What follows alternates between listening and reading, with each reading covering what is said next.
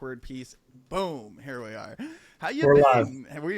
We are. And I'll probably cut out the beginning of this a little bit, but it's just easier to start the conversation without the The amount build of up. Yeah, that's fair. 1, 2, 3. It's like, Jesus Christ, I do this all the time and it's still stressful to me. So how you been, man? How are things up north?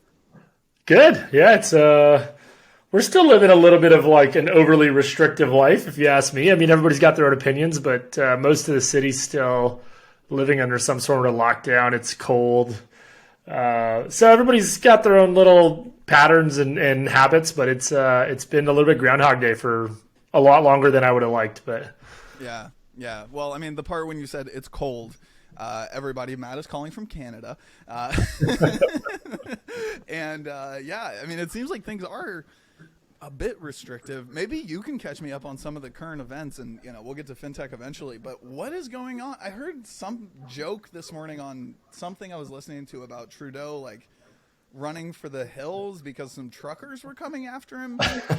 I mean, without getting too deep into Canadian politics, because I'm sure that'll bore people to tears, but yeah, there's been the last couple of days, there's been a pretty well publicized trucker convoy protest that landed in the capital maybe 5-6 days ago. Elon Musk was tweeting about them. There's a big $10 million GoFundMe campaign to support them.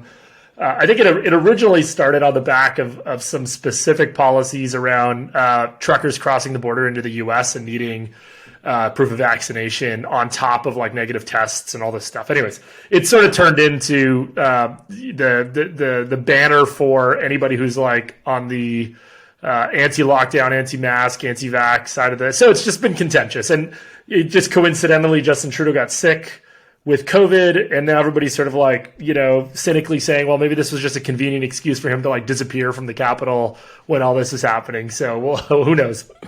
That's wild. So the issue was truckers going from Canada into the U.S., not the U.S. into Canada? It ended up being bilateral. The U.S. okay. ended up passing a similar policy, so you couldn't cross either way on the border. Originally, it was just entering back into Canada, and then it was entering into the U.S. had the same rules applied. And I think by and large, Canadians are a lot more vaccinated than Americans. I think we're sitting at 91 or 92% vaccination rates, which is I think one of the highest in the world. But truckers are probably closer to 80, 85, which is still pretty high. I guess the arguments have just been if we can show you a negative test, is that not good enough if we're crossing the border or whatever? So, yeah. What a time to be alive, my friend. It is a wild, unprecedented time. It is, yeah. A good buddy of mine actually lives I think he's in Ontario right now, but he's a podcast producer of one of the more famous podcasts on earth. And it's wild to talk because he can mostly only talk at night, and he has to there's always this sudden oh shit, I gotta get out the door and get to my girlfriend's house before before the curfew, and Trudeau comes after me and just tackles me in the street, and vaccinates me in the street or something. It's just wild. And yeah. I wonder how different it would be, and then we'll get into fintech, but I wonder how different it would be if we moved more oil from Canada to the U.S. via truck versus via pipeline. I wonder how much quicker some of these things would change. You're gonna get me in trouble for sharing too many of my political views on this stuff, but yeah, there's a lot of weird inconsistencies that come up in these policies that sort of make you question the types of people that are making decisions in our lives. But it is what it is. We live in these countries, so exactly. Yeah, I would call just since 2020. I think that we could just call everything inconsistent political decisions based on beliefs that we're not sure. Yeah, exactly. And regardless of where you are on the spectrum today, that viewpoint was probably held by people on the other side of the spectrum a year ago. It's just the narratives keep changing, the story keeps changing, so whatever. Yeah, all we know is the other side is evil. That's all we know. Fuck them. That's all we know. Yeah, we look down south and we look at how you guys are split along party lines, and we're just oh, maybe we should do that too. Maybe we should hate each other for our political beliefs. Let's be more like our American neighbors. I'll tell you what, we're doing a fucking great job at it. It's amazing, man. It's wild how many people are just angry at someone else based on nothing that they actually know about their lives. But anyway, speaking of lives, let's go back to your early life, Matt. Let's get away from all this all right, before I get you canceled. So tell me about the early days. Tell me about you growing up. All of that. Have you always been a Canadian wearing glasses, dying to build technology? I've always been a Canadian. I've been wearing glasses since a really early age, and I think 7, 8 years old or something. Actually, this year might be the year. I've been thinking about getting laser eye surgery. I think this might be the year. There's been enough time to just like do nothing at home that I may as well go through some sort of procedure while I'm doing it. That's the best rationale I've heard for LASIK yet. Yeah. Yeah. Just kind of, I have time. Early life. I mean, my parents are both Canadian. My parents were both before my time working for the federal government as diplomats. So they met as diplomats in sort of the foreign service. So my early childhood, I have 2 older brothers. We grew up overseas. I was born in Hong Kong. My brothers were born in Central America. Lived in a couple places until sort of elementary school age, and then sort of made our way back to Canada at that point. So, a little bit of a unique background, not most of which doesn't really like pop up in my memories. It just pops up in like my photo albums. Like I don't remember the time I spent in China when I was 2 years old, but we lived there at a really interesting time. I mean, we left China. I was born in Hong Kong, but we were actually living in Beijing at the time. And we left, a day after the Tiananmen Square massacre happened in 1989 because all foreigners were kicked out of the country from one to the next, after that happened. So there's some like cool overlap in history, but not that I was old enough to remember, but I hear stories from my parents, and it's interesting to sort of like tie the history of my life to the history of these like major global events. But, other than that, I mean, because my parents were both diplomats or public servants, I'd say we had a pretty like normal middle class life. We lived a chunk of our life in Ottawa, which is, to those who aren't familiar, sort of like a DC type environment with a lot of government workers. My mom went on to sort of found and work for a number of nonprofits and charities. I think to a large extent was sort of the risk taker or the entrepreneur in her own sense in the family, not in like the private sector sense, but she did a lot of really interesting work in nonprofit sectors and spent time sort of traveling into remote parts of Western China, working with orphanages and things of that nature. So she was always a little bit more on the edge. So maybe, I think if you meet my 2 parents, you realize there's definitely a blend of both. My dad's sort of the even keel. My mom is is sort of the adventurer. So we got a little bit of both in our family. That's very interesting. So how many languages do you speak? I think when we talked the first time, I might have asked you this, and then you were like, "Yeah, I mean, as you'd hope." But not too uncommon in Canada. But I grew up sort of fluent in French and English. Yep. All of my schooling would have been in French. My mom's from the French part of Canada, although we've always lived in the English part of Canada. But they had always insisted that we grow up with a good understanding of French. Yeah. And then my first school. Français un peu là-bas avec le nez un peu. C'est le français canadien là-bas. You got like the real nasal thing going on. Yeah, I mean, I've spent enough time in enough French environments that I've become very like fluid with my accent. So if I'm hanging out with like, some French African friends, I can pick up a French African accent. If I'm hanging out with like some Parisian guys, I'll pick up a Parisian accent. Dude, fuck that. I'm with you until the Parisian thing. I can follow literally. I can follow any dialect of French. I love that, like especially like a Cameroonian kind of vibe. And I love Canadian. Well, I don't love Canadian French, to be candid. I lean into it because it pisses my mom. My mom hates it. My mom grew up in that part of the country and left when she was 18. Like it's pretty like toxic politics in French Canada. Okay. And so a lot of people leave French Canada and they're like, I never want to have anything to do with that place again. And my mom was definitely one of those people. So when we sort of dig in and put on really, really strong Quebec accents, she doesn't really love it. But so distinct. My first schooling actually was in Portuguese because we were living in Brazil at the time. So kindergarten type age, I was in Portuguese school. Not that I have any recollection of much Portuguese, but when you speak French, a lot of these like Latin languages are not too difficult to sort of like transfer over to. And then I spent a lot of time studying Mandarin. When I went back to China, spent some time out there. In my previous business, I had an office out of Shanghai as well as an office in Toronto. So I'd go back and forth quite a bit. And I spent a year studying Mandarin full time in a university in Shanghai back in 2007. So that's sort of the extent of it. I've learned some Spanish over the years, but nothing fluent. just enough to be dangerous. It sounds Yeah, like. exactly. And then to piss your mom off with some French Canadian, which is still, in my opinion, the least helpful language when it comes to business. I have yet to have a moment where I'm like, oh, thank goodness I know French. Yeah, well, let alone the French Canadian accent of French. You know, Right, you might find yourself wanting to speak French if you're doing, business in West Africa, but the French Canadian accent doesn't even get understood in French countries. So You're right. That's true. I have, based on the amount of kind of momentum that Africa has right now, especially in the fintech space, you've reinvigorated my hope that there's actually utility to the fact that I know this language. I'm really curious on the fintech topic. Like, there's a lot of really interesting stuff happening out of Africa, but a lot of it tends to be English-speaking African countries, and I'm curious whether or not those trends are going to carry over to some of the French-speaking countries. Because anyways. Yeah, it's wild. I'm obsessed with this show called Trafficked, and this woman named Mariana Van Zeller is just an amazing journalist. She's Portuguese, actually. She's done 2 seasons of this, and each show she goes into a different black market, and she'll just go deep, deep, deep into it, and she'll experience, she'll figure out the whole thing, and really it's just a show about money laundering.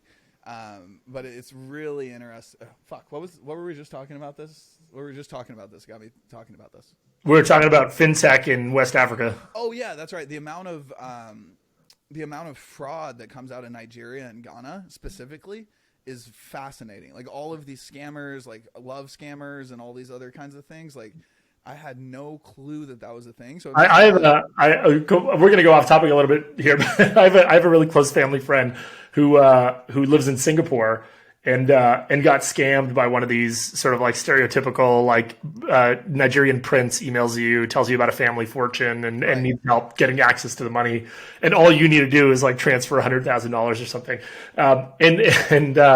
and he got so like taken away by this that he ended up going like really deep into a rabbit hole and sort of like playing into this guy's story and like answering all his emails and sort of playing along.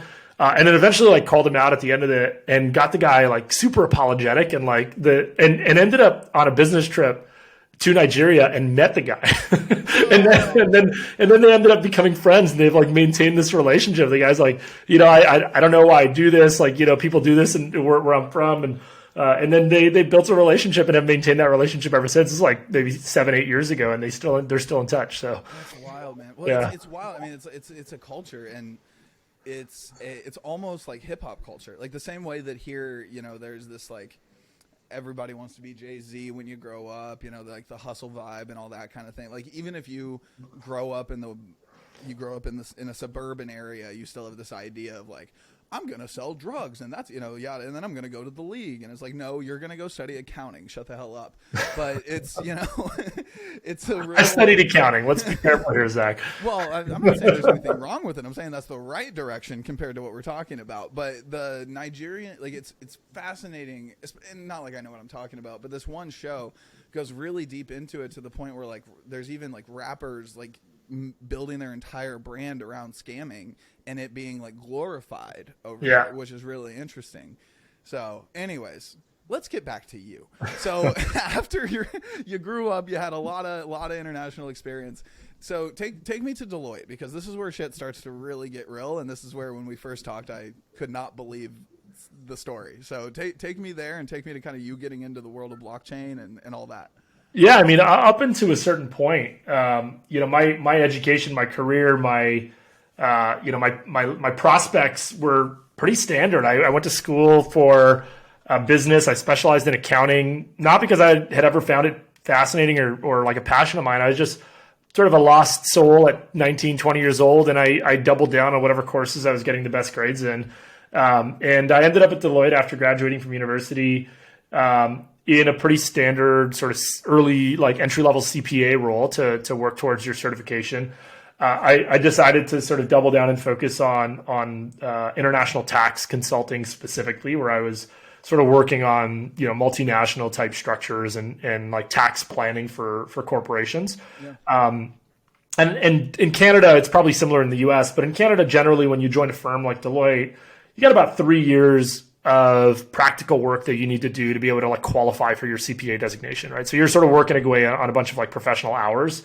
I knew within 6 months of joining the firm that I was going to like poke my own eyeballs out. It was like treacherously boring work, and I'm not a very like detail oriented person. And this is like a world of detail. Right? Accounting for you're not a very detail-oriented person. I mean, the good thing is like coming out of accounting. What I've learned since then is that you definitely learn sort of like the language of like business finances, which is like a useful skill, right? To be able to like know how to read a balance sheet and know how to like interpret sort of financial statements and things like that. But anyways, 6 months into Deloitte, pretty quickly realized this is not for me, but I had committed to finishing my professional designation. So as I was getting closer to my CPA sort of end date, like 3 years or so after, I let a couple of my sort of senior leaders know that I was thinking about going back to school. I think probably not an uncommon story for people that don't really have like a clear direction of what they want to do with their career. They just keep sort of taking another stab at school, saying maybe I'll try something else. So I was going to go do my MBA,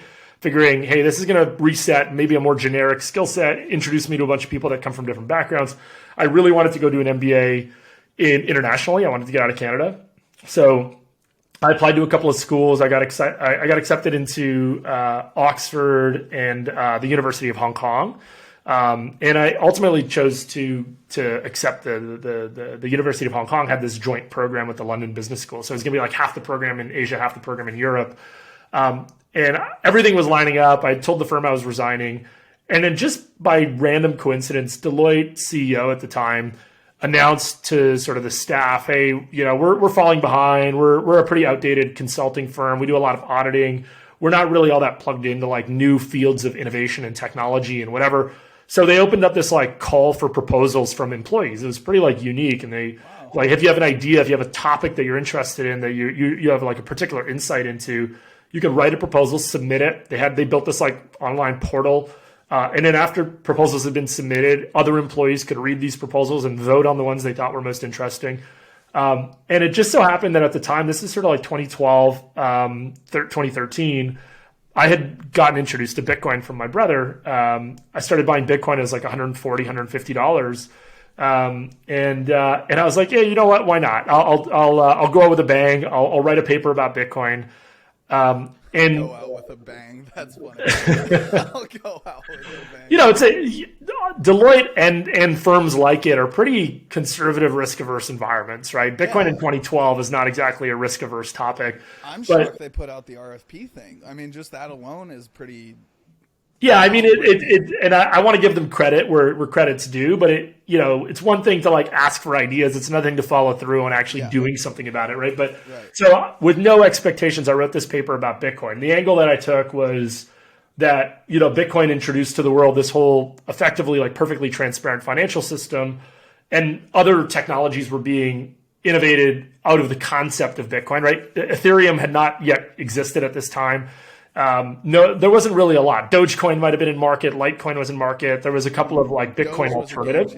I'm sure your CEO was excited about Doge. Yeah, exactly. And, but I think being naive as I was like at that age, cause you don't spend a whole career building up like an auditing profession. But, the question in my mind was, if Bitcoin is transparent and we all start transacting in Bitcoin, what do you need an auditor for? Because an auditor's role effectively is to come in and like verify that you said what you said you were going to do, or you paid what you said you were going to pay, or your bank statement matches what your financial statements say, or, all these like verifications of what is typically a pretty like obscure financial system that we live in today. Yeah. And so I wrote this paper about that. It got really, really, I guess a lot of votes from like colleagues and peers and other employees at the firm. How much work did you put into it?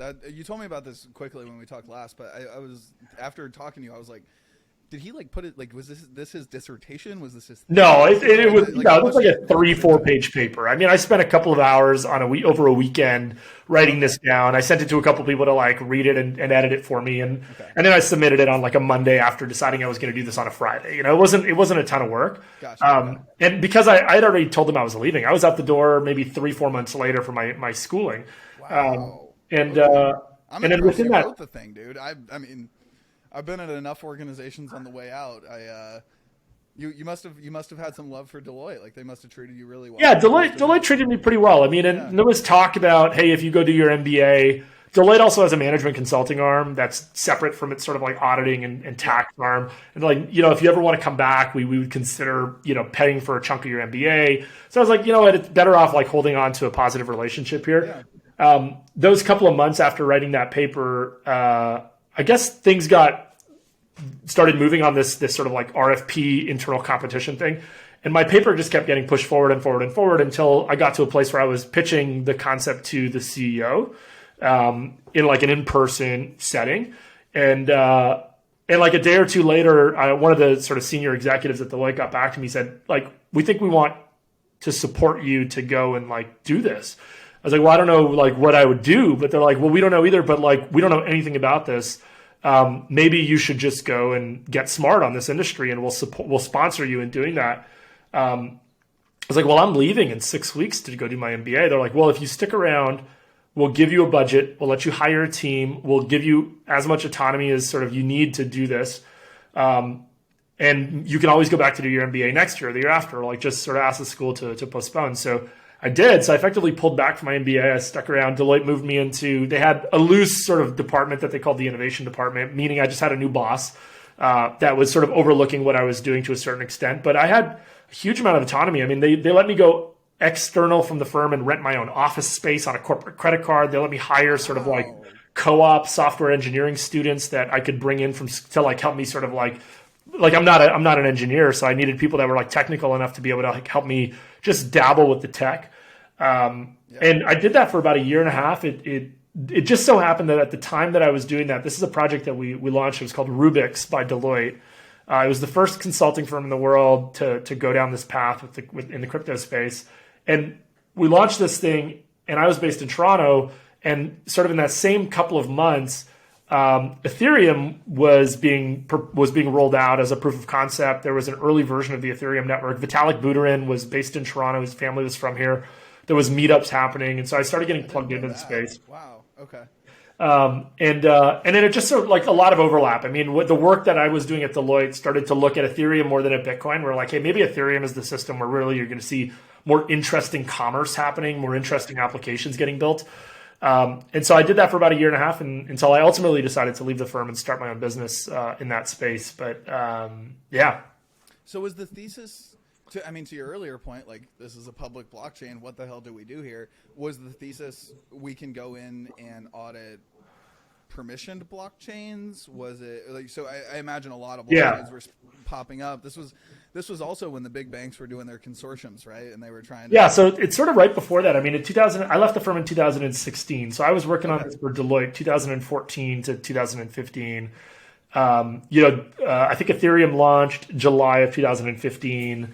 And consortium private blockchains were not really a thing yet. So we were among the first to say, hey, there were companies that like are interested enough in the tech that they want to like experiment with it, but they're not quite ready to commit to like public Bitcoin or anything like that. So it was almost building out these like prototyping environments. So we built a almost replica of the Ethereum code base that you could spin up like your own private little Ethereum network within your organization or between you and a couple of other orgs. That was like the product that we were building initially. And selling it into and saying, hey, we can help you prove out like a proof of concept. When I left Deloitte, our first client was the Toronto Stock Exchange. We went to the Toronto Stock Exchange, said, hey, they have a subsidiary that does natural gas trading, and it's one of their smaller business lines. Like, hey, we'd love to build out sort of a proof of concept for you of what natural gas trading could look like if you were to tokenize it on a blockchain, and everybody who's participating in sort of the supply chain of natural gas could sort of plug into this network, and this would be the ledger of natural gas trade in North America. And so those types of use cases, there was other organizations at the time that were popping up, like IBM was starting to do a lot more in this space. R3 was a new org. R3 was one of the consortiums, right? Yeah, R3 was one of the early consortiums that was getting spun out. Yeah.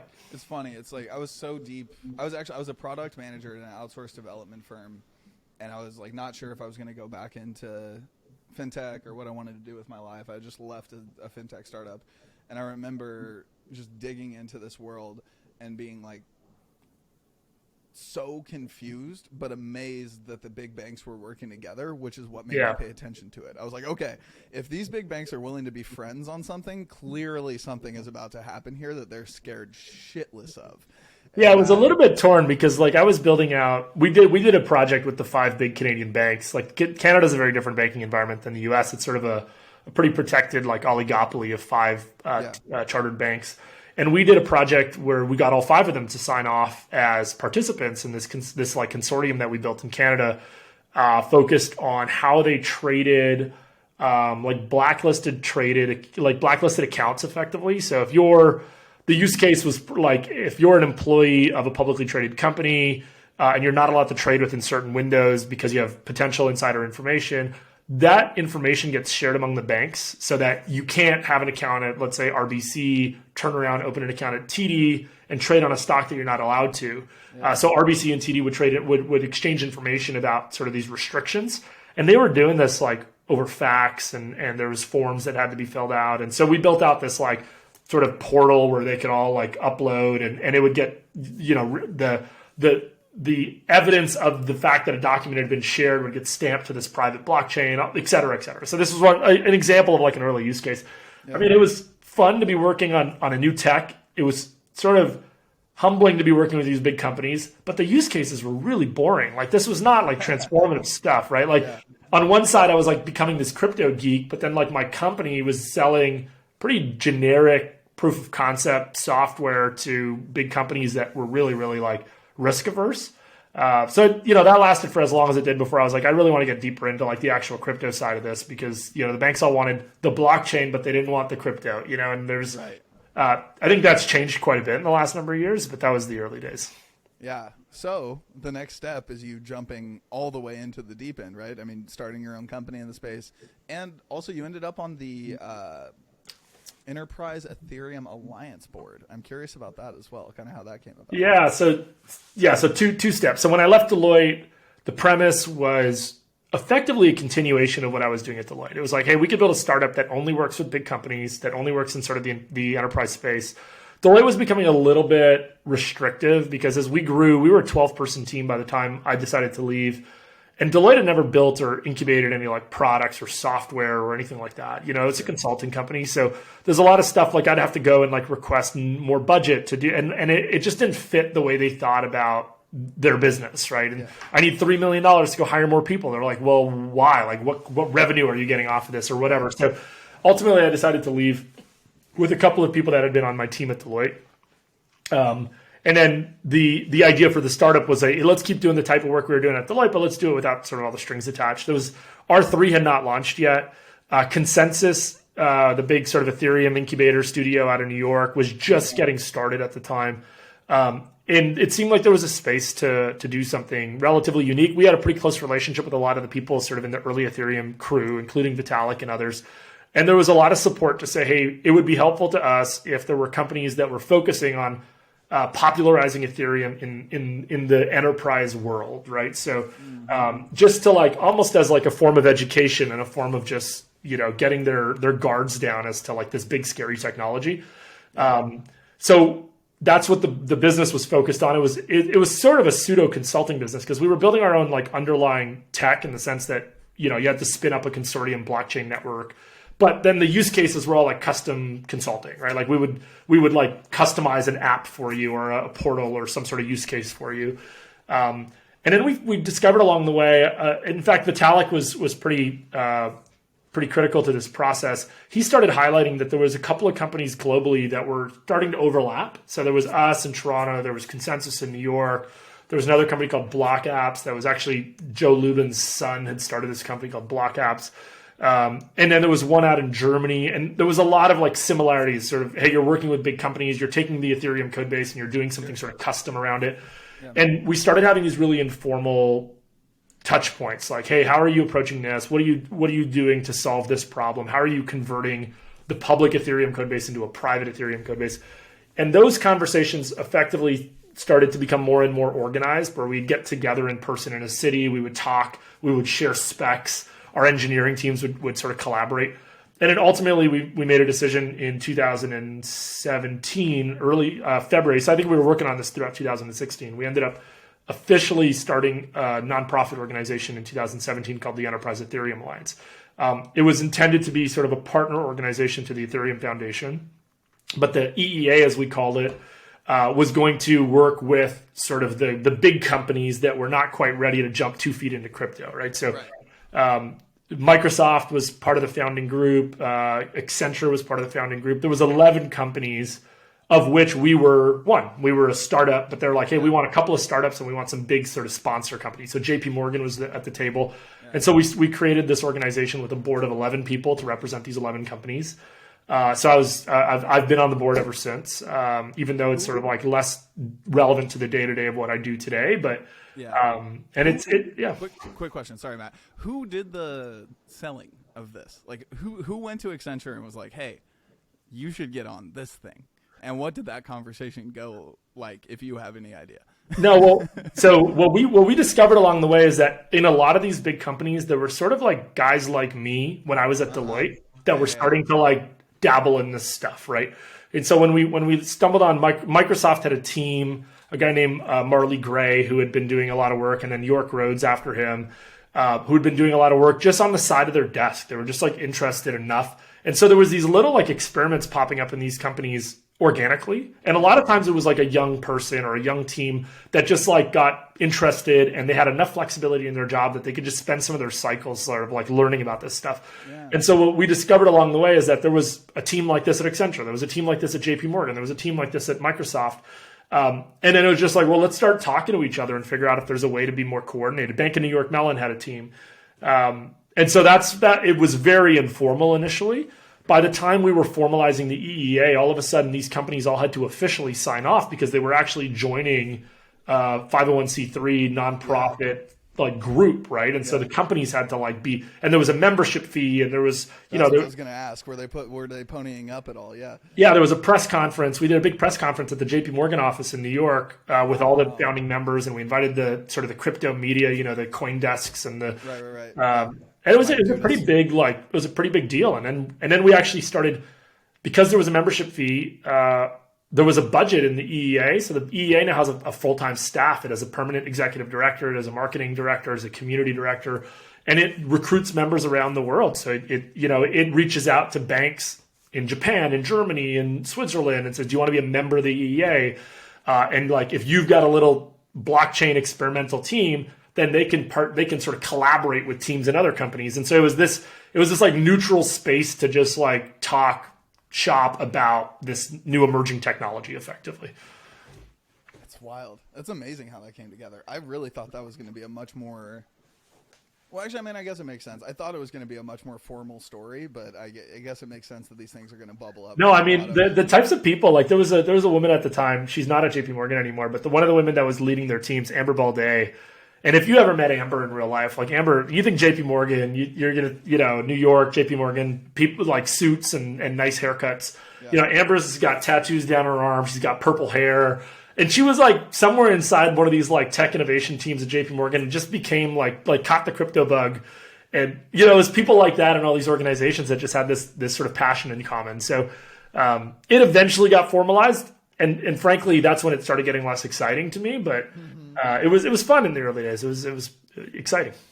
Yeah, the last piece of that is sadly not too surprising. So let's jump in. Well, should we take a stop at Aeon and talk about the Open Application Network, or should we jump into moves? It seems like Aeon's probably am I pronouncing it right? Yeah. Aeon sort of. I'll touch on it quickly just because it's a part of the story. I think that realization that working with big companies goes from like theoretically exciting to very bureaucratic and very slow and very frustrating. If you're somebody who's excited about a fast moving field of technology, you don't want to be caught having to work with a bank on a day-to-day basis. Like it's just so ultimately in the second half of 2017, I pretty aggressively pivoted the focus of our business towards building out like public blockchain infrastructure, building out a cryptocurrency ecosystem, working on an area that we thought was an opportunity to sort of like bring some new innovation to the space around what we were calling blockchain interoperability at the time. Like how would you get blockchain applications across different networks sort of interacting with each other? And so we built and launched this thing in 2017, worked on it until sort of the end of 2019. Aeon it still exists. Like a lot of these technologies, the moment you open source it, the moment you have people sort of like using it in some way on some frequency, like there's a coin, there's a market cap, there's a community, There's an open source tech that still gets used. But frankly, the tech that we were building, there were better funded competitors to us. There were people like Polkadot and Cosmos and others that were coming to market. So, end of 2019, the writing was sort of on the wall that there wasn't much sort of future hope for the tech stack that we had built. But and then I started putting my attention to like, what do I want to do next? Whew, man. All right. So we're going to go. I love this conversation because it's in so many ways the opposite of how the world has progressed, right? Like as the time when you were digging into blockchain and digging into cryptocurrency, the rest of the world was thinking about putting lipstick on a pig with a neobank and a back end, sponsor bank that actually is no different than what they had at BFA. Oh, yeah. Maybe even worse, right? And you were thinking about, well, I don't know if we want to call it Web3 or DeFi or, pick your buzzword, whatever. You're at least thinking about cryptocurrency. And then out of some stroke of logic or, I don't know, just a desire to make real, what do they call them, dollars, I guess the Canadian or U.S. kind, you built a company that functions in the modern day without too much of a futuristic, well, I mean, it's a futuristic bent, dope company, but, it's not something that you're going to see on Minority Report. So tell me about that shift in almost like going back to what I perceive as a simpler technology, but maybe the interoperability and everything else makes me incorrect on that. No, I think I've never heard anybody frame it that way, but you're right. I mean, I've sort of been on the edge and I pulled back, and I'm now operating in what I would consider not a very like technically forward industry, but there's innovation happening on like the consumer experience, not necessarily the tech, right? Like the tech is banking, the tech is Visa payment rails. The tech is stuff that's been around for decades, right? So, but that was the pig I was referring to, and you were the lipstick I was referring to. Well, I appreciate that. At least I'm the lipstick in that. Of course, very nice lipstick. Got a good rouge, kind of situation. But yeah. Actually, one way to frame it that I think I heard recently I was on a webinar or something like that with the guy who runs the Visa crypto team. His name's Terry, the way he framed it, because they're doing a lot of investment in crypto at Visa, and the way he framed it is that, most of the problem to solve actually has nothing to do with how fundamentally high tech the underlying systems are, the payment networks are. Most of the problem to solve is distribution and universality of adoption, right? So what Visa has going for it is that it's a payment system accepted in every single store in the world, right? Like there is no question about whether you're going to be able to use your Visa card if you're traveling in every single country. If you're trying to build out an economy that relies on Dogecoin, you're going to run into a lot of gaps in terms of where Dogecoin is accepted and like sort of point of sale integrations. And so, what the banking system has and what operators like Visa and MasterCard have is they have distribution and they have ubiquity effectively, right? So I think where crypto fell short for me is that in trying to solve problems in the real world, you're always one step away from that ubiquity. Yeah. And the problems required to become ubiquitous are so infrastructure heavy. They take time. They take really like social change to get there. Like these are not things that are going to happen overnight, right? So as far along as Bitcoin has progressed and Ethereum has progressed and others, you still can't walk into a corner store and buy something using DAI, the stable coin. But there's reasons that tech stack is more sophisticated and it has more flexibility and power in the future. But an average consumer still needs to be able to buy their groceries and pay their rent and do these things, right? So that's where I got frustrated in sort of the tail end of the crypto days for me was not being able to go all the way into the life of a normal person and actually solve a problem that went beyond just like building a portfolio of cryptocurrencies or tokens or whatever. Yeah. And so naturally that brought me back into, I'd say, a more established tech space, like the fintech space. There's a lot of work being done to make the fintech space more adaptable to like modern trends and new consumer like behaviors and things like that. Like the banking as a service tech players that are building sort of that layer that sits between sponsor banks and consumer companies. I think they're enabling a lot, but they're not changing the underlying fundamentals. The underlying fundamentals are still, hey, we charge service fees on interchange. We might have overdraft. All these things that are just like basic banking, right? So I think there's starting there with a path towards some of these newer technologies, but starting with actually being able to get like a foothold in the life of a consumer. that's what got me excited. I mean, all of a sudden I went from Aeon being a very, very research heavy, engineering heavy, infrastructure heavy undertaking where we were building a new system from scratch.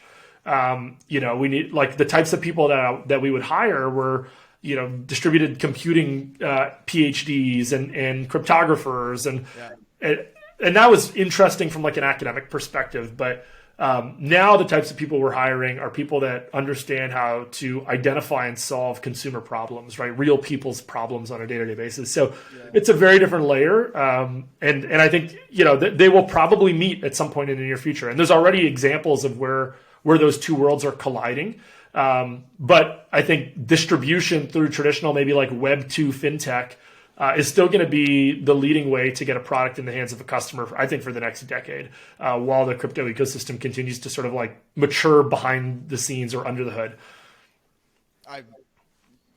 Listeners cannot hear me shaking my head up and down viscerally with a lot of emotion and agreement, but folks that are watching on YouTube, you can probably tell that I agree. It's hilarious to me, dude. I'm going down this Web3 rabbit hole right now, like get it as a day job, basically, for Money 2020 doing research. And number one, I have yet to fall upon, I maybe have met like a black guy and one woman in the space that is actually like doing something of note and of interest. And that's not, there's literally one black guy and one woman doing that. Just like that's who I've met so far. Yeah. And the preponderance has just been white dudes that don't really have any problems, that think they're solving a problem, and then they think that somehow that's going to bank the underbanked. And this just like this disconnect in terms of that and how powerful those brains are. And if we were to take those brains, put them in your world, to your point, we have the solutions to 99% of our financial problems. Just the distribution is not there yet, right? Like you and I know the answers, and fintech nerds know the answers, but how do you get that in the hands of the right person at the right time? To your point, so I mean, I think I think it's becoming the industry is definitely attracting the Web3 industry is attracting more seasoned experience, but the sort of OGs in the space definitely were solving what I would consider sort of like almost theological problems, right? It wasn't real world problem. They sort of have this philosophy around how the world should work. They have these principles that they really fundamentally believed in, and it was that's what got people excited. It was almost like joining a religious movement. There's this aspiration for a better future, but it wasn't necessarily rooted in like the reality of how things work in normal people's lives, right? So, and not to say that that's bad, because I think the evolution of that industry is such that it's starting to attract more people that can connect the dots a little bit more, and we're starting to see early signals of those dots getting connected, but. Definitely almost too much of an ideological starting point to actually impact a normal person's, daily life. Totally. Yeah, I just watched the I'm probably going to lose a couple friends, but for the record, I am pro crypto, pro web, like I am all about all this shit. But to your point about the joining religion thing, I just finished the QAnon Into the Storm documentary, and watching I think it was like 7 episodes. The amount of overlap, like it's hard to not sit there and be like, wow, this feels a lot like crypto. I'm not saying it's the same thing. I'm just saying there's some culty vibes. I think there's a lot of movements like this that have similarities in the sense that people view the world for what they would like it to be.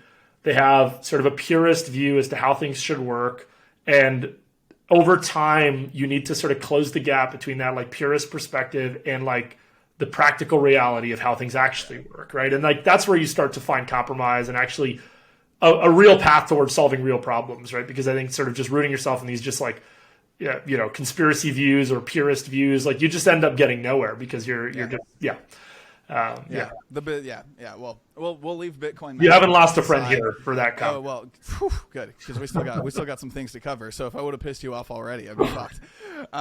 So what was the founding thesis behind Moves? It makes sense to me why you went, the direction you went, and I find it fascinating and logical, and I agree with it. But what was the founding thesis there, and also why the U.S. market living in Canada? Yeah, so I think the founding story, there's sort of like the unexciting version and the more exciting version. So the unexciting version is that I was still working on Aeon in 2019, and it was becoming obvious to me that we were not finding sort of fit in terms of like where this tech stack we were building would actually be applied in real life. So we started doing almost these these case studies around, hey, let's imagine like an industry that has problems that we think could be solved using decentralized tech, Web3 tech. And I had people on the team just like brainstorming around, hey, how would we rebuild sort of the social media industry? And how would we rebuild this industry? And how would we rebuild that industry? And just writing out sort of like blogs and papers around this thesis, right?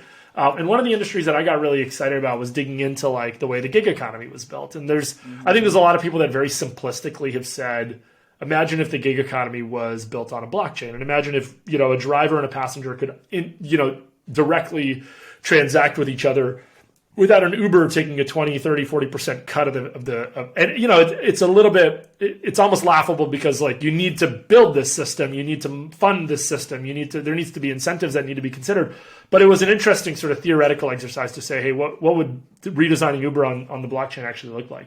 That's not obviously where we ended up, but what that required was that we spent a lot of time getting to know how that market was built, the early sort of origin stories of these companies, how they sort of got their first network effects in key cities and how they launched. And trying to map out, like, is there a scenario where these companies could either pivot towards a decentralized model, or is there a scenario where a new decentralized competitor could emerge and start to capture market share? And as, long story short, fast forward to the end of that year, I decide I'm putting Aeon sort of to bed. We're shutting down the operations of that company. But now I had all this sort of like pent up knowledge around what the gig economy was. And it just so happened that in 2019, in California, there was a huge amount of talk around this new law that they were debating called AB5. And I didn't really know the relevance of it. I started reading about it. I had a chance in 2019 to spend some time with one of the early execs at Uber, a guy named Ryan Graves, who was actually the first CEO at Uber before Travis, because Travis hired a CEO before he ultimately like took the role himself. Yeah. But people like to just think that he just willed that thing into existence. He just like shat it one day, and magically Travis Kalanick just creates gold everywhere. Well, and Ryan Graves went on to sort of be the COO for 9-10 years throughout like all of the big growth days of Uber. And I had a chance to spend a good chunk of time with him. And anyways, all this to say that AB5 started highlighting to me that the problem was not in how Uber was designed in terms of like how it connected passengers and drivers. The problem that I could see is that drivers did not feel like they were along for the ride in terms of like the economic incentives that made Uber succeed did not make drivers succeed. Right. And so as Uber became this massive success story and this huge market cap, and I say Uber sort of ubiquitously, but you could equate that to Lyft and Instacart and Doordash and any of these other companies. They had not necessarily brought their workers along with them on that success, right? So if you think about a tech company, with stock options for their workers, the company who succeeds, the workers succeed, right? And in this context, if you were an employee of Uber, you did really well. But if you were a driver for Uber, their success didn't actually translate to you. And so this gap was starting to be felt, I think, in terms of like where these policies were going, was Uber drivers feeling disenfranchised, feeling that they were sort of like second-class citizens inside these ecosystems. Like consumers were the most important. The workers were sort of the second-class citizen. And so all of the innovation, all of the economic value was sort of shifting to the consumer side of these markets. And at the end of the day, these are double-sided markets, right? So Uber doesn't work unless they can balance their supply with their demand. And it just felt like a lot of the work and emphasis was going on to the demand side of the market. And they were almost taking for granted that there's enough desperate people out there that'll work for anything, that there will always be supply to fulfill the demand. And that was the imbalance that sort of caught my attention, to say, hey, nobody is building to solve problems for the driver or the supply.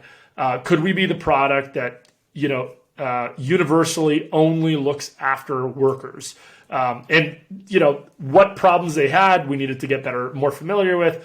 Exactly where we should start. We hadn't really sort of started like firmly decided, hey, this is the starting point of our product. But we knew, hey, if we start talking to gig workers, we're going to start to identify frictions and challenges and sort of pain points that they deal with regularly. Let's build a product in that space. And we could be useful to the worker, and complementary to the marketplace. So not hostile to Uber, not hostile to Lyft, but if by existing in this market, we hope that we actually make the balance of supply and demand healthier. And so that was sort of the early thesis that got me started down this path. Yeah. So more, I guess I want to pull on that thread of the kind of relationship with the supply side. Like, as moves, were you having conversations with the Ubers of the world, with the Lyfts of the world, like trying to almost acting as an intermediary, trying to make it all better, or did it come down to building tools for the gig economy to be able to just kind of do it themselves because Uber, Lyft, whoever wasn't going to really change? Yeah, a little bit of both. I mean, we spent quite a bit of time. Actually, the first product we launched was in Canada because we didn't really know what we were doing in terms of like the tech stack we needed or that even in fact that we were going into being sort of a full stack like neobanking product to a certain extent. So it wasn't financial at this point then? Well, we weren't sure, but what sort of pivoted us towards a financial product was the pandemic, right? When the pandemic hit, like I officially started this business in February of 2020. By April, I wish I would have known you then. I invested. All the best businesses started in February 2020 and March. Yeah, so it was, and like, you know, the gig economy was obviously topical and important. We didn't realize how topical and important it would become. Like the pandemic, I think, has really shone a light on this class of worker. But by April, it might have been mid-March, Uber and Lyft drivers across North America and probably across the world saw the demand for their services sort of evaporate overnight, right? Like people stopped leaving their houses. And so, you know, peak demand dropped by 95% within a week. And so if you relied on Uber to earn a living, all of a sudden there was a massive gap in your earning capability. So, and we hadn't quite seen the beginning of the trend that led to grocery delivery and food delivery picking up, which ultimately ended up replacing a lot of that lost work. But really, really early on, that's where we started. We said, hey, let's build a sort of a bridge loan product for Uber and Lyft drivers and frame it as sort of like a COVID emergency loan, give you 90 days to sort of get over this hump. Let's see if we can partner with these companies to actually like get the word out that, hey, there's this company out there that'll offer you up to $2,500 as a loan if you can demonstrate that you've like consistently worked as an Uber driver for a period of time or a Lyft driver. And that's what got us started down that path. I mean, as we got into consumer lending, we then realized like how to position it and how the mechanics of the product needed to work. And we sort of evolved from there. You started with the hard shit first, man. That's like the number of companies that start by lending. I mean, they generally end up being gigantic, but that is hard. Yeah, and then the second trend that sort of followed right after was that a lot of Uber drivers were pivoting towards food delivery. Yeah. And then so in that pivot, there was a lot of people that wanted to get out of their cars and get onto scooters. Because we were in Toronto doing most of this work, and Toronto's a pretty like dense downtown city. Yeah. And so then we pivoted our loan to say, well, we'll help you finance the purchase of your scooter. We partnered with a scooter company in Toronto. We said, hey, we can, you know, sort of like they had like a point of sale, like buy now, pay later type option. But most of the time gig workers were not eligible for this buy now, pay later option because they didn't meet the criteria. It's like, hey, well, and there was one scooter company, particularly downtown Toronto, they're like, you know, 75% of the Uber couriers that walk in are not eligible for our financing programs. So like, well, we'll finance them, you know. So we jumped in and we financed a whole bunch of people to buy scooters. Anyways, we learned a lot in this process. Ultimately, the product is not that anymore, but it just got us talking to customers very frequently. So we were off to the races at that point. That's interesting. I mean, so just out of my own sheer nerdy curiosity, I mean, that's not cash flow underwriting, right? I mean, it's data underwriting, but the data is about past, like, proof of work almost. Yeah. And then you're forecasting the idea that the world will hopefully not be this way forever and that other, you know, or that they pivot into this other gig and that they're able to move forward. So basically, you're just like, have you done the work? Like, have you worked hard enough to make this amount of money? Yeah, listen, none of us were like credit people. This is not a sustainable credit product. We were lucky because we started the business. We had some cash on the balance sheet. That was. Did you lend that cash? Is that how it started? Yeah, and so I look back at that time, and we spent hundreds of thousands of dollars on defaults for an early stage company. Sure. And but we learned a ton, right? So it was just sort of like the cost to get on the street and talk to, and there was sort of two primary theses. One was, you know, the history of your work, and we could actually pull that data. We could see, you know, how many months in a row had you consistently driven. even if the work was different, like let's say you used to be a driver and you were pivoting into food delivery on a different app, right. we would use that to say, hey, like it seems like you're a pretty consistent, hardworking person, and we had like a simple really formula to determine whether we'd approve you for a loan. Yeah. And then I think the other thesis that was a little bit more subjective and qualitative was that when you heard stories of layoffs at the beginning of the pandemic and unemployment going up, the one place where that seemed to not be true was in the gig economy, where, you know, people were actually extremely resilient. If you were an Uber driver who lost rides, you know, a week later you were an Instacart shopper doing groceries, right? And like, so the ability to pivot that quickly in your career, like a traditional industry laying off 30% of their staff, those people stay unemployed for months and months and months at a time and go on unemployment insurance. Gig workers, you know, we had a big gig platform in Toronto called Foodora that was like a food delivery service out of Europe that was operating in Canada for a while, and they pulled out of the country completely. And so all of a sudden there was like 5,000 couriers in Toronto that had no app anymore. Within a week, they were all on Doordash, you know. So we sort of like bet on that resilience, saying, hey, this is a demographic of people that they will hustle to find the gig, right? Because they rely on it for their rent. They send money home to their families in a lot of cases. And it was a very imperfect underwriting mechanism, but I think thematically we were right in terms of like how to actually roll that out into a sustainable product. You know, a lot more to learn after that, but yeah. Well, I mean, there's a cost to customer discovery, right? I mean, yeah, of course. The amount that you would have spent building a debit card or something like that and just like throwing it at them probably wouldn't have manifested itself as well. You wouldn't have learned as much, but you probably would have spent more. So that makes sense.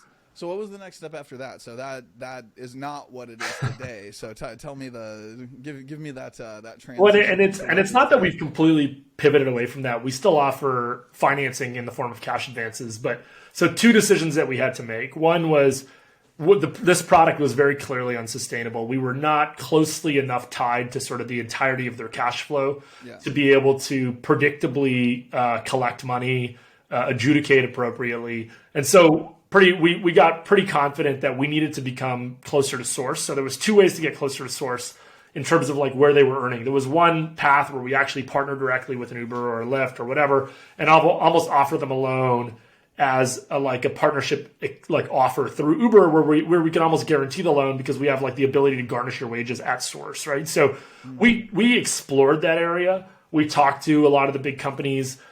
We were on the path towards doing a partnership with Uber in Canada on the e-bike program for their Uber Eats couriers.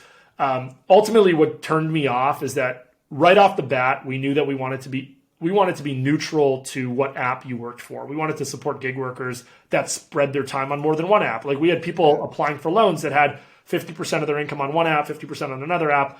And the moment we started getting into this conversation with Uber, they're like, well, you can't work with Lyft and you're not allowed to work with Doordash and we don't want you to work with Instacart. And so they sort of expected sort of co-branding, white labeling, exclusivity. Sure. And so we're like, okay, maybe that's not the path for us. But we kept sort of that channel open while we discovered, well, the other path we could go down is just become like a full service consumer banking product effectively. Right. And move our loan into being a feature of an account. So if you are an account holder with us, if you bank with us, then all of a sudden you become eligible for this thing. We're not at source in terms of capturing your earnings, but we're the account to which your deposits are getting sent, right? So we're that much closer to like the flow of funds. So with that in mind, we started looking around, okay, how do people build products like this? Nobody on my team had built a fintech product before, right? So, or a neobank or anything. Right. And so naively thought, okay, well, it won't be too hard to build a product that is in Canada and eventually extends into the US. Lots of consumer products across the border. I didn't realize at the time that fintech is a unique market where it's very specific to like a jurisdiction and a set of banking regulations and all this stuff. Sure. Yeah. So, long story short, we ended up realizing that the sort of banking infrastructure ecosystem in Canada is just not anywhere near where it is in the US. The banking as a service like Layer, the Synapses and the Units and the Treasury Primes and these companies don't exist in Canada. And then when we had to make a choice, it was pretty obvious to us that the larger market was in the US. I'd say the problem was more acute because in Canada we have a depending on your political views, a better or worse social safety net. There's more government support for these people. There's free healthcare. So there's less of like a dire need. They're not as fucked. They're not as fucked is a good way to put it. And frankly, we wanted to capture the attention of Uber, Lyft, DoorDash, et cetera. We're like, well, the best way to do that is to be in their backyard. Like we need to be in the market that they care most about. So let's go to the US. It makes sense. It makes sense. So you've learned a lot, decided on the US. Now we get into you're wearing a hat. So, and I assume you don't have any gray hair based on your age, but if you do have any, now we get into the reason that you might. Banking as a service. Oh yeah. and building banking products in a compliant way that hopefully scales. So tell me about one, I guess, just your experience kind of going around and doing the road show. You know, I used to work at a banking as a service company, so yeah. I experienced the other side of that road show, but it's required. It's like when a comedian puts out a new special, they go on all the podcasts. When you're putting out a new product, you have to go talk to every banking as a service company. So what was that experience like? I mean, for one, it was like sort of purpose number one was let's get educated on what this actually is and what they offer. You know, we weren't coming from a background. I mean, I had hired a VP product who came from like a consumer lending background in Canada. So she had a good background in sort of consumer fintech, but not on the banking side. I mean, we were sort of going into that a little bit blind. And so we reached out to all these companies really not knowing the difference. I didn't know what a program manager was. I didn't know like what the variations between, you know, the scope of offering if you worked at the Galileo versus a Treasury Prime versus Synapse versus, you know, a Marqeta. It wasn't even clear to me like why these weren't all exactly the same product. Like they'd almost felt like they were direct competitors. But in reality, as you get more familiar with the space, you realize that they operate at sort of different layers and they offer either a more complete full service or a lighter weight, you know, do a lot of it yourself, but they just provide some functionality for you. So we needed to, one, get familiar with that, understand what features we were most interested in. We thought at the time we were going to go after a debit card and a consumer loan. Sort of like, okay, who offers the capability to do both a debit card and a consumer loan? That shortened the list quite a bit. We knew pretty quickly after we started getting educated that like we didn't want to be our own program manager. We didn't have the expertise or the scale or the time to go through. So who offered that sort of out of the box? That shortens the list quite a bit, right? So we got down to a couple of vendors.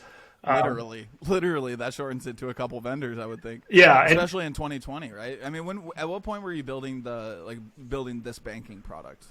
We were talking to the banking as a service vendors in December of 2020, and in fact, what happened in December of 2020 that sort of changed course for us quite a bit is Unit came out of stealth. Unit announced their Series A. They had just raised $18 million. I'd never heard of this company before. I reached out to their investors. I was looking at an MSA for a company that we were going to work with. We were having some hesitations. And all of a sudden, Unit pops up on TechCrunch or something. And I was like, who are these guys, right? Like, and we reached out, and within a week, we had decided, let's not sign this MSA. Let's talk. Let's get to know this team a little bit better. Yeah. And we ended up going down. I have a question about that. Was that because of the humans that you had conversations with? Was that because of technical, like, was their I'm guessing it wasn't just because their documentation was 1,000 times better. No, a lot of it. A tie got on the phone with you. Was it a tie being a tie? A tie is a big factor for sure. I mean, I have a ton of respect for him, but you know, I think a couple of considerations that came in. So one, the humans were very important. Two, the level of priority we thought we would get from them. You know, what I loved about Unit at the time, selfishly, is that we were going to be within their first 10 customers, and they were going to hold our hands, and they were going to teach us effectively how to, because we were going in blind, right? So other companies, you know, we were going to be a small fish in like a really big pond. We probably weren't going to get any specialized attention, and then it just felt like not only were the people we'd like to work with, but they were just really high quality in terms of their work. Their product was going to be evolving alongside ours. So it was fine that it wasn't perfectly complete because we almost liked the fact that we were going to be watching them build their product while we built our product, right? So I'd say, you know, a lot of those factors combined, but Itai was definitely one of the big decision factors. Yeah, I can imagine. I mean, it's so funny. I mean, it's a hard industry, man. It's a really, really hard industry, but one of the things I love the most about Itai is just the level of transparency that he provides. Yeah. Like, I've known him back from before I got into banking as a service, actually. He was pitching Unit to NBKC, the bank that I worked for before I was at Bond. And, you know, that man learns openly. There were a couple things where we were on phone calls where I had like my CEO and my CFO and folks like that on, and we got to talking about like deposit sweeps and like how things could go into Promontory or Stonecastle, and just building deposits in a fee a fee income creating kind of, or fee revenue creating kind of a way. And Itai didn't necessarily have the best answer. He wasn't like, I'm not really sure. We hadn't thought about the best case scenario yet, and he didn't necessarily have an answer on like Promontory or Stonecastle, or they're going to build their own or anything like that. Yeah. And that one conversation and that one thing that he didn't quite know led to NBKC kind of being like, I don't know, because we were already on board with another banking as a service company. But fast forward like a week later, and Itai followed up with me with like the exact answer and 7 other dependencies that he found out as a result of it, and had built the whole thing into the product within like 5-7 days. Yeah. I was just like fucking mind blown by it. Yeah. I mean, I'm so impressed by their speed. Yeah, no, it's pretty incredible. I mean, and one of the first calls we got on, he had this Google Slides 1-page sort of architecture diagram of like, here's your product, here's how it needs to work, here's where we fit in, here's what we can solve for you. And I'm like eating this up because I'm learning just by listening to him. It's like, oh, is that how I have to architect my product? Okay, that's helpful to know. And I'm like, actually, you misunderstood this part of it. And he's just like live editing on the screen with me. And it just felt like the type of relationship that was going to help us go quickly. And it's been that ever since. So no regrets on that front.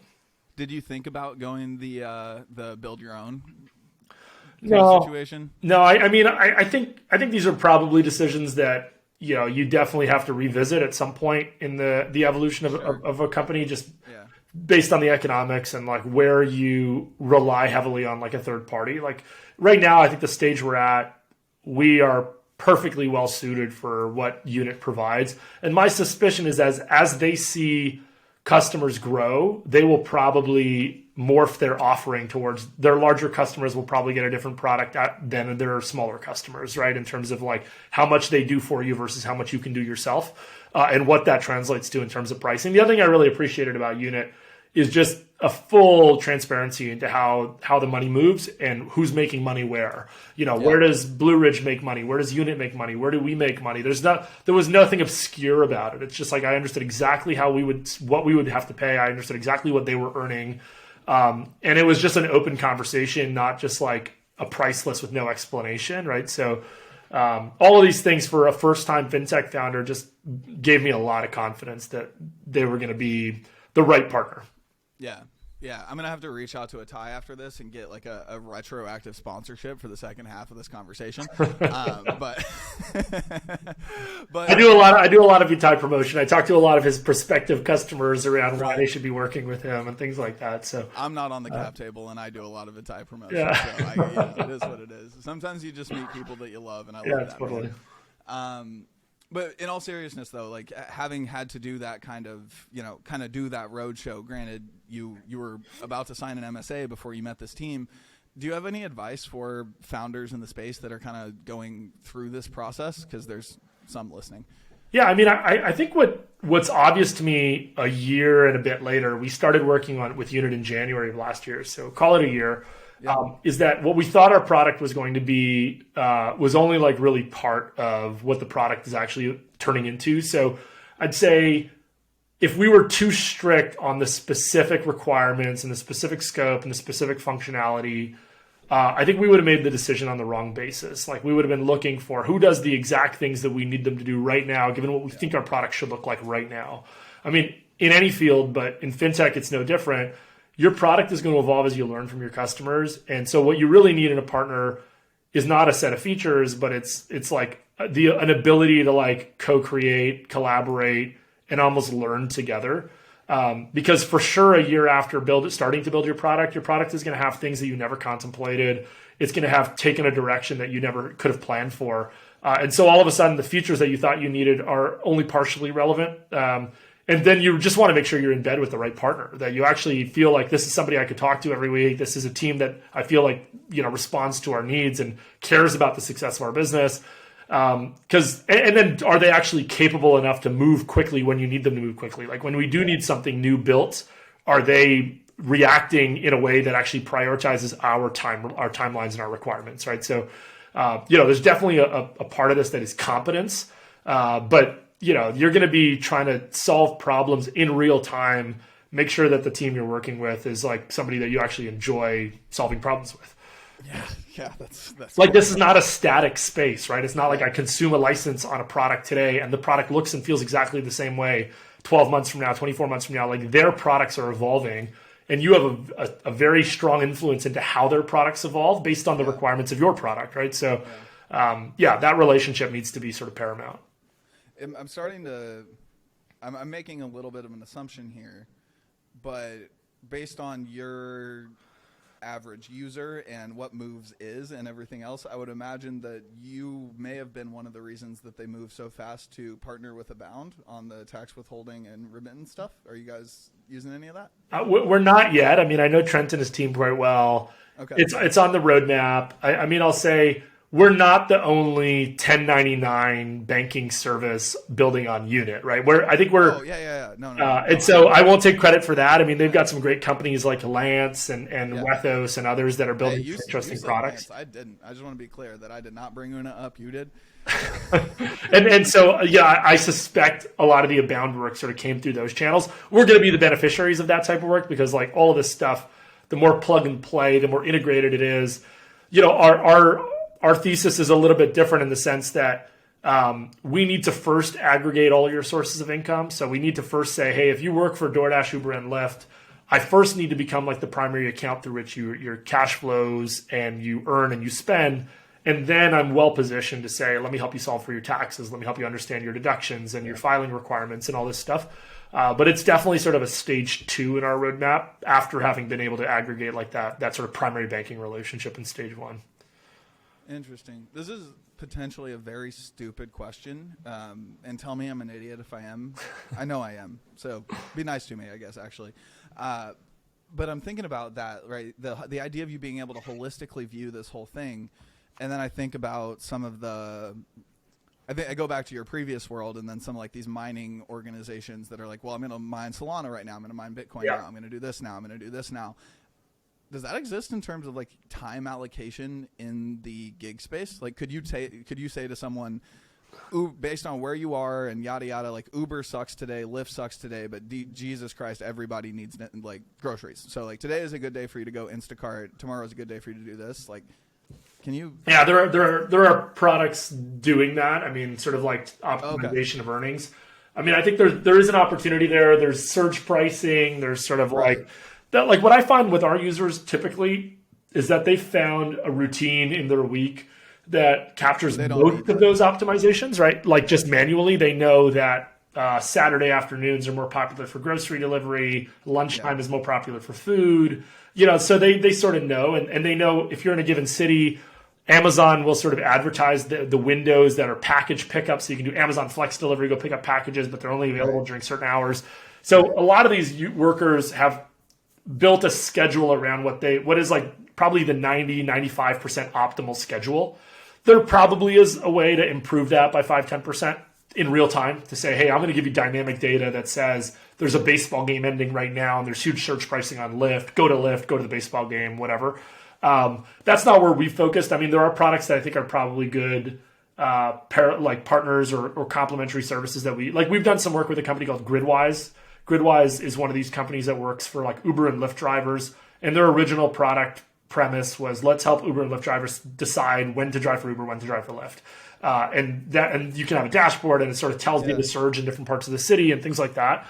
And so we've done a partnership with Gridwise where we're like promoting to their users around like the services that we offer, right? So it's complementary from that perspective. But you're not wrong. I mean, there definitely is an opportunity there, but it hasn't been our focus. Yeah, and it makes sense that it's probably only like a 5 to 10% bump, kind of probably not world changing versus the banking industry has not been exactly paying attention to the gig economy. So speaking of migraine level problems, that makes sense. Well, man, in terms of time, I want to be respectful of yours. Our final question is, how can the For FinTech's Sake audience help you? And also, as part of that, how can they get in touch with you? I'll try to push my Twitter as probably the primary place that I'm trying to have more conversations about what we do. So at Matt Spoke on Twitter. I'd say there's a couple of paths for us in terms of where we could use help.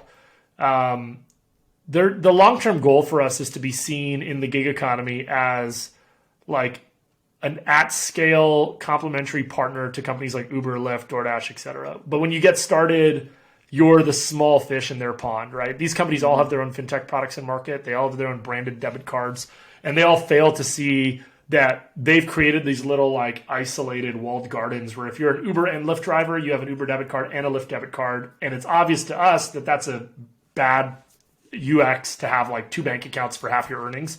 But it's not obvious to them. So, ultimately we're going to be building more relationships with these companies. So to the extent that people are well connected in that space, we're already making inroads, but I think ultimately we're going to want to have a better footing to engage with Uber, engage with Instacart, engage with Lyft. Even some of the smaller ones, like we work with 16 apps that we support. So it's not always the big 4 or 5. There's some smaller ones that are more regional, more local that to the extent that we could build relationships with them, that's hugely valuable. So, I mean, that would be an area that people could help out. All right, for FinTech's sake, squad, come to the rescue. At Matt Spoke, holler at the man.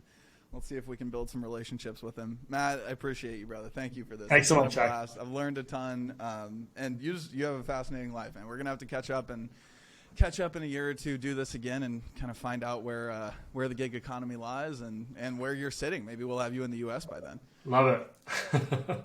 I like my free healthcare.